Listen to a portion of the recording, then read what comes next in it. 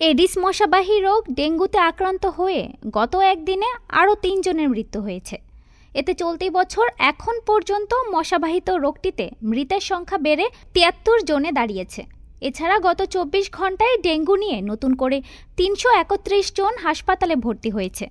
২৬ জুলাই স্বাস্থ্য অধিদপ্তরের ডেঙ্গু বিষয়ক নিয়মিত প্রতিবেদনে এ তথ্য জানানো হয়েছে। স্বাস্থ্য অধিদপ্তর জানিয়েছে, গত একদিনে ডেঙ্গুতে চট্টগ্রাম বিভাগে ২ জন এবং ঢাকা দক্ষিণ সিটি কর্পোরেশনে ১ জনের মৃত্যু হয়েছে। অন্যদিকে গত একদিনে সবচেয়ে বেশি ডেঙ্গু রোগী হাসপাতালে ভর্তি হয়েছে বরিশাল বিভাগে।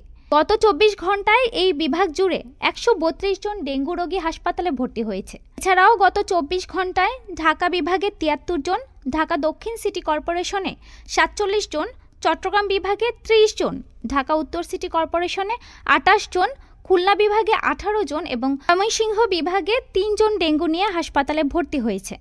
স্বাস্থ্য অধিদপ্তরের প্রতিবেদন অনুযায়ী চলতি বছর ১ জানুয়ারি থেকে ২৬ জুলাই শনিবার পর্যন্ত ডেঙ্গুতে মোট ৭৩ জন মারা গেছেন। এর মধ্যে সবচেয়ে বেশি মৃত্যু হয়েছে ঢাকা দক্ষিণ সিটি কর্পোরেশনে। ডেস্ক রিপোর্ট, আজ বার্তা।